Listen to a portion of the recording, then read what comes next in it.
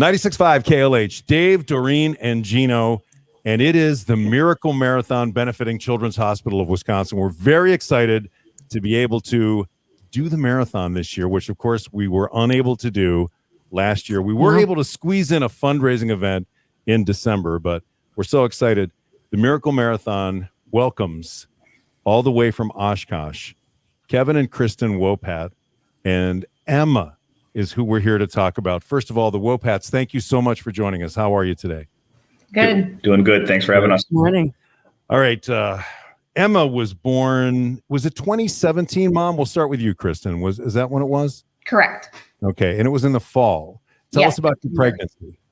Was it normal, the pregnancy? Yep. Normal, just like my prior two. Okay. So you didn't really anticipate any. So she's the youngest. You didn't think there was anything wrong. Nope. Okay. At what point did you realize that maybe you might have to take this beautiful girl to Children's Hospital, Children's of Wisconsin? I would say it was about 24 hours after she was born.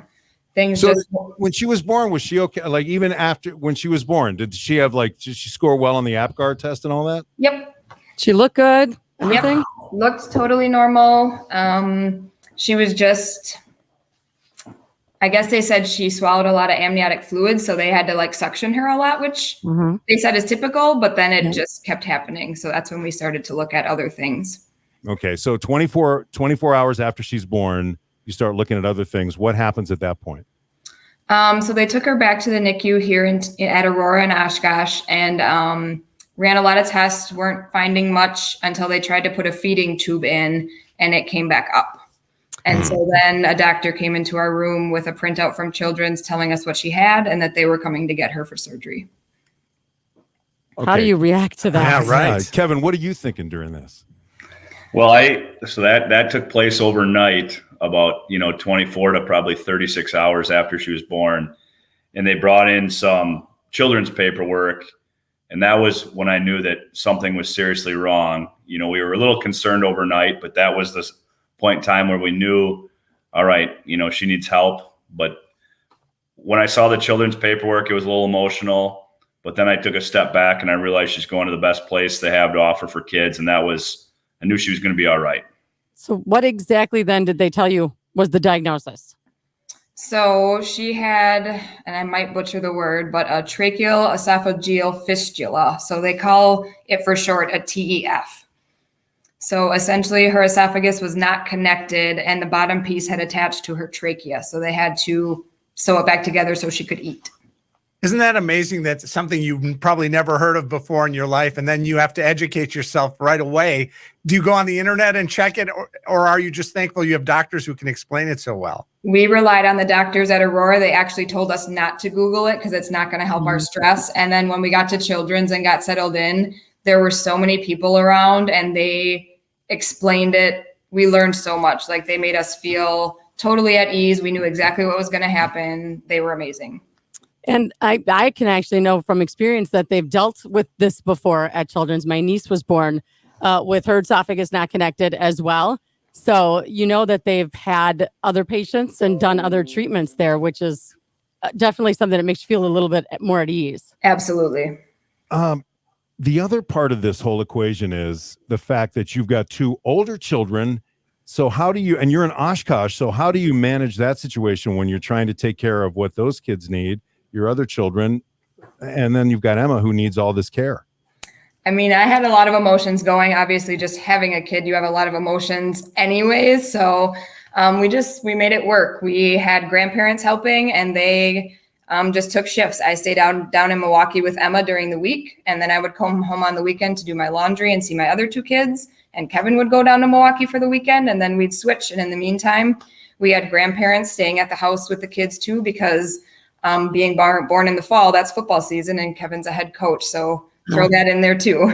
Well, I was going to use the team analogy too. You assembled a team immediately, not only with your extended family, but also with the doctors. Yep. And she became what they call a frequent flyer at Children's, right? Yeah, she was there. The complications quite a long continued time. though, Kristen. What happened? Absolutely. So after her initial surgery, she recovered. We brought her home. Things were great.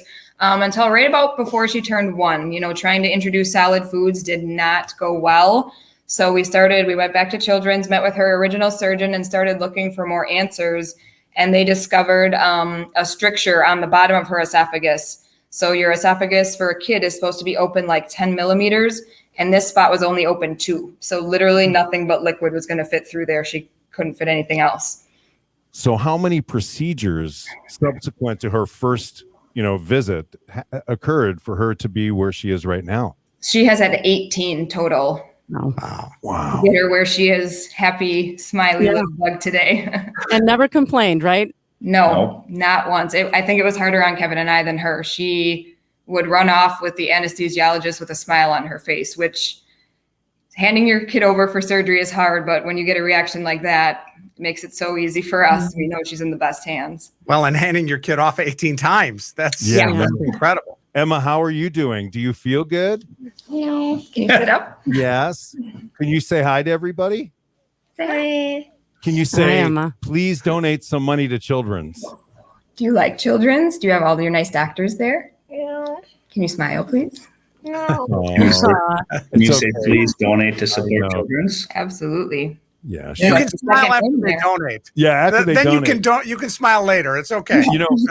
Kristen, I want to talk about something that you guys went through, which is not an unusual experience, because I know we've done it as parents back in the day, and I know our children with their children, our grandkids, same thing. Your son needed his tonsils out, and you decided, why not just take him to Children's? Absolutely. We didn't feel comfortable, honestly, going anywhere else. We actually even went there for his consult to see if he needed them out.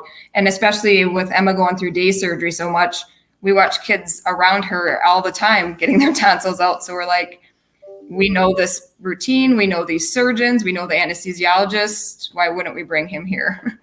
It's the best place. Yep. When it comes to Children's, what do you guys, Kristen, Kevin, what do you as parents tell other families about your experience with Children's Wisconsin? I'm always impressed just how positive and upbeat everybody on the team at Children's is, from the welcoming receptionists to the nurses to the surgeons to the doctors. They're all they make you feel at home, and I think it makes an experience for Emma a lot better. And I know they're getting I know Emma's getting the best care every time we go there, and I think that's all you could ask for your child. Are there one or two doctors that you look at that you say, you guys are bonded together forever? I would say the doctor that she started with once we found her stricture. So because she did 17 of those 18 surgeries. So that would be Dr. Diana Lerner. And she is in our corner. When we were in the middle of it, we could text her 24 hours a day, day or night, with a question or a concern. And she was there for us, which is huge. Right. It's the kind of care that it's sincere and it's genuine, and you can't teach it and you can't fake it. So you as parents know that in your case, Dr. Lerner or whoever the caregivers were, that they sincerely cared about Emma and about your situation and even your other kids. They reach out, they help, they try to be a part of the solution as well if they can. Absolutely.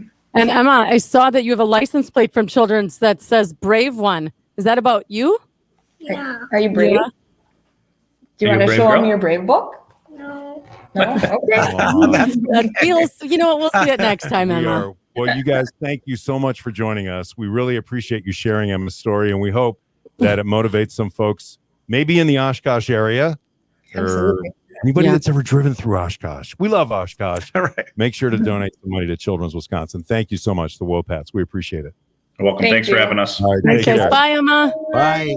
Once again, the Miracle Marathon continues on 96.5 KLH.